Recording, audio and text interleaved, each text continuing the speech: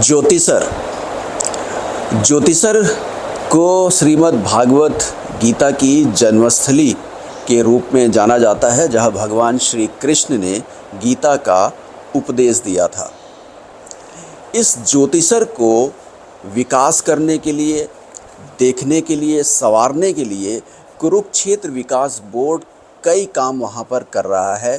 उन्हीं में से एक काम है अनुभव केंद्र का शुभारंभ, जिसका उद्घाटन माननीय प्रधानमंत्री ने बहुत पहले ही कर दिया था, लेकिन वो अब कुछ समय बाद जो है अनुभव केंद्र आम जनता के लिए भी खोल दिया जाएगा। किस तरह की डेवलपमेंट है, किस तरह का विकास है और उसके पीछे क्या कॉन्सेप्ट है कुरुक्षेत्र विकास बोर्ड की, उसी को बताने के लिए हमारे साथ हैं कुरुक्षेत्र विकास बोर्ड के मानद सचिव उपेश सिंघल जी। उनसे जानते हैं कि अनुभव केंद्र का पूरा कॉन्सेप्ट क्या है और ये कब तक आम जनता के लिए खुल सकता है। तो बहुत बहुत स्वागत है सिंघल साहब। क्या मानते हैं कि ज्योतिषर के बारे में आमतौर पे लोग जानते हैं, भागवत गीता के बारे में भी जानते हैं। सरकार ने ज्योतिषर को करीब से अनुभव कराने के लिए वहाँ पे अनुभव केंद्र का कॉन्सेप्ट रखा है। एक बिल्डिंग का निर्माण किया, जिसका प्रधानमंत्री ने पिछले साल उद्घाटन भी किया था। तो क्या है पूरा प्रोजेक्ट, इसके बारे में बताइए। ज्योतिषर हमारा एक बहुत महत्वपूर्ण तीर्थ है। आदि गुरु शंकराचार्य जी ने इसको स्थापित किया था। जब महाभारत युद्ध होना था तो उससे पहले भगवान श्री कृष्ण ने जहाँ पर गीता का उपदेश अर्जुन को सुनाया, वो क्षेत्र ज्योतिषर है।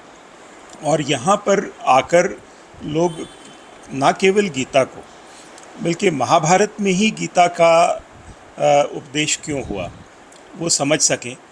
और महाभारत से जुड़े बहुत सारे विषय ऐसे हैं, क्योंकि हमारी संस्कृति में महाभारत की घटनाओं का बहुत हम बचपन से ही अलग अलग किस्से कहानियों में इसका वर्णन सुनते आते हैं।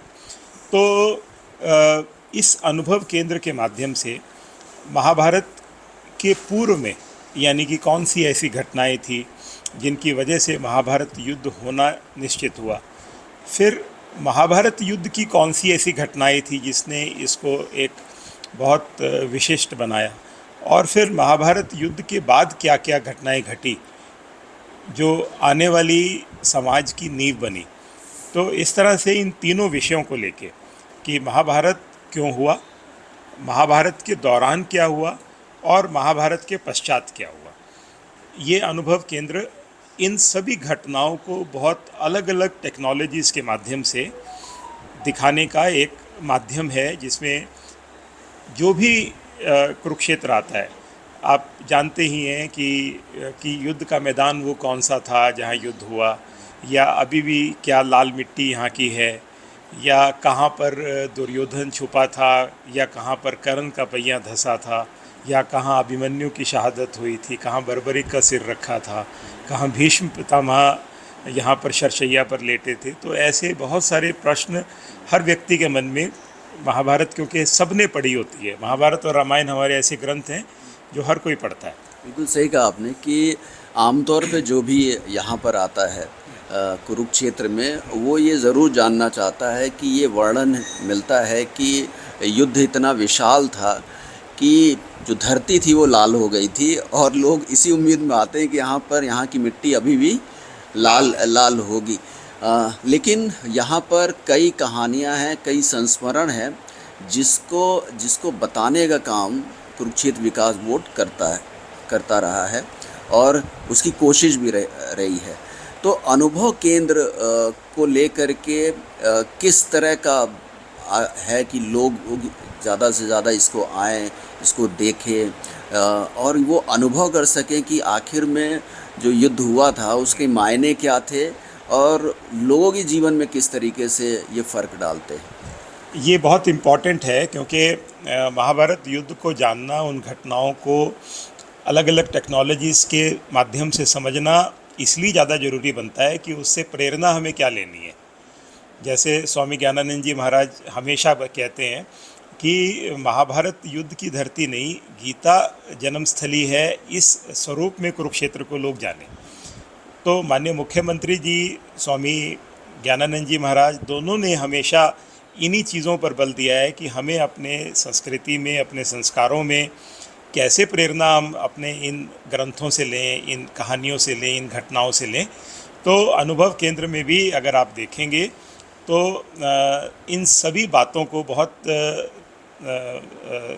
प्राथमिकता के साथ, जैसे एक उसमें आखिर में जाके एक क्वेश्चन आंसर का, एक जिज्ञासा का भी एक पोर्टल दिखता है कि व्यक्ति अपने क्वेश्चन पूछ सकता है और वेदव्यास जो महाभारत के रचयिता थे वो उसको जवाब भी देते हैं। और इसी तरह से गीता उपदेश भी उसके अंदर बहुत अलग तरह से आपको देखने को दिखेगा, जिसमें भगवान अपनी विभूतियों के दर्शन कराते हैं या विशिष्ट जो गूढ़ ज्ञान गीता के हैं उनको बहुत सिंप्लीफाई करके उन श्लोकों को उसमें दर्शाया गया है। दूसरा कि हमने भी उसका छोटा सा स्वरूप देखा हुआ है। बड़ी ही आधुनिक तकनीक का अनुभव केंद्र को बनाने में इस्तेमाल किया गया है। उस तकनीक के बारे में कुछ बताओ। हाँ, क्योंकि जो ये घटनाएं हैं, चाहे वो लाक्षागृह की हो, चाहे वो द्रौपदी चीरहरण की हो, चाहे उनके स्वर्गारोहण की हो, या फिर जो भगवान श्री कृष्ण का गीता उपदेश हो, तो इन सब को विजुलाइज करना कि किस स्केल पे किस तरह से ये सब घटनाएं घटी होंगी, तो आम जन के लिए और उसको उस तरह से समझना बहुत मुश्किल होता है। तो इसीलिए टेक्नोलॉजी का इस्तेमाल किया जाता है ताकि उसको अच्छे से समझा जा सके, और समझ के फिर उसमें से अनुकरणीय क्या चीज़ें हैं उनको निकालना भी एक बहुत ज़रूरी है। तो इसमें ऑडियो गाइड के माध्यम से, क्योंकि अलग अलग लैंग्वेज को समझने वाले, कुछ लोग इंग्लिश को समझेंगे, कुछ हिंदी को समझेंगे, कुछ दूसरी भाषाओं को समझेंगे, तो ऑडियो गाइड्स की प्रोविजंस इसमें रहेंगी। फिर एक एमपी थिएटर बीच में रहेगा, उसमें शाम के समय में या दिन के समय में भी कुछ कार्यक्रम आयोजित किए जा सकेंगे। एक बाहर एक समागम हॉल रहेगा ओपन में, वहाँ पर कुछ कथा वार्ता की जा सकेंगी, क्योंकि श्रीमद् भगवत गीता के बहुत सारे अनुरागी गीता उपदेश स्थली पर गीता के संबंध में परिचर्चाएं और सुनना चाहते हैं, तो फिर ऐसी कुछ व्यवस्थाएं भी वहाँ पर की गई हैं। माननीय मुख्यमंत्री जी का बहुत इसमें बड़ा संकल्प है कि इसको अगले महीने तक, अक्टूबर में, पब्लिक के लिए पूरी तरह से इसको ऑपरेटिव किया जाए। उसके लिए वो स्वयं यहाँ पर पिछले महीने आकर अधिकारियों की एक मीटिंग भी लेके गए थे, और कल भी यहाँ प्रिंसिपल सेक्रेटरी और सभी अधिकारियों ने उसका पूरा जायज़ा लिया, और हम लोगों ने भी उसमें यही बात महसूस की कि ये अब समय आ गया है कि ये कुरुक्षेत्र को अनुभव केंद्र, महाभारत अनुभव केंद्र सबके लिए अब ये जल्दी ही खुलने वाला है। तो ये तो अनुभव केंद्र रहा, लेकिन ज्योतिसर में और क्या आगे कुरुक्षेत्र विकास बोर्ड करने जा रहा है? और भी डेवलपमेंट की कोई प्रोजेक्ट्स हैं जिनके बारे में बताना चाहें? माननीय मुख्यमंत्री जी का इसमें हम लोगों को यही आदेश है कि जो भी लोग कुरुक्षेत्र में आए वो ज्योतिसर जब भी जाएं तो ज्योतिसर के वट वृक्ष के पास कुछ गीतामयी संकल्प ले सकें, वहाँ पर बैठ के गीता पढ़ सकें और उसका उसी भाव से सम्मानपूर्वक पूजा इत्यादि कर सकें। तो जो हम आने वाले प्रोजेक्ट के अंदर हमने दोनों पार्ट को रखा है। महाभारत अनुभव केंद्र तो पूरे अनुभव की एक अलग से एक अनूठी एक प्रक्रिया है ही, लेकिन आध्यात्मिक तौर पे जो लोग गीता उपदेश स्थल पे आके गीता पढ़ना चाहें, गीता समझना चाहें, उनके लिए लाइब्रेरी हो, वहाँ पर बैठने की सुविधा हो, तो वो सब भी हम लोग पूरी तरह से उसमें वचनबद्ध हैं। और एक इन्फॉर्मेशन सेंटर भी, जिससे, क्योंकि 28 से ज़्यादा ऐसे क्षेत्र इस पूरे 48 कोस क्षेत्र में जो 5 जिलों तक फैला हुआ है, कुरुक्षेत्र, करनाल, पानीपत, जींद और कैथल। इसमें वैसे तो 182 तीर्थ कुरुक्षेत्र विकास बोर्ड के तत्वाधान में आते हैं, लेकिन उनमें 28 तीर्थ ऐसे हैं जो महाभारत की घटनाओं के साक्षी हैं। तो इन तीर्थों की परिक्रमा, जैसे अब अनुभव केंद्र में आएगा व्यक्ति, महाभारत की विभिन्न घटनाओं को सुनेगा, तो एक उत्कंठा ये भी होगी कि इन तीर्थों की परिक्रमा भी करे। तो उन परिक्रमाओं का आयोजन करने के लिए माननीय मुख्यमंत्री जी ने हमें बोला है कि बसेस चलाई जाएं जिसमें एक गाइड हो, और वो गाइड उन तीर्थों की महत्वता को बताते हुए उनका उस तरह से सेवन कराते हुए उनको घुमाए। तो इस तरह की एक योजना वहाँ पर इंफॉर्मेशन सेंटर हमारा खुलेगा और बस की बुकिंग्स होंगी और व्यक्ति उन 28 महाभारत के साक्षी तीर्थों का परिक्रमा भी कर पाएगा। बहुत बहुत धन्यवाद बताने के लिए अनुभव केंद्र के बारे में।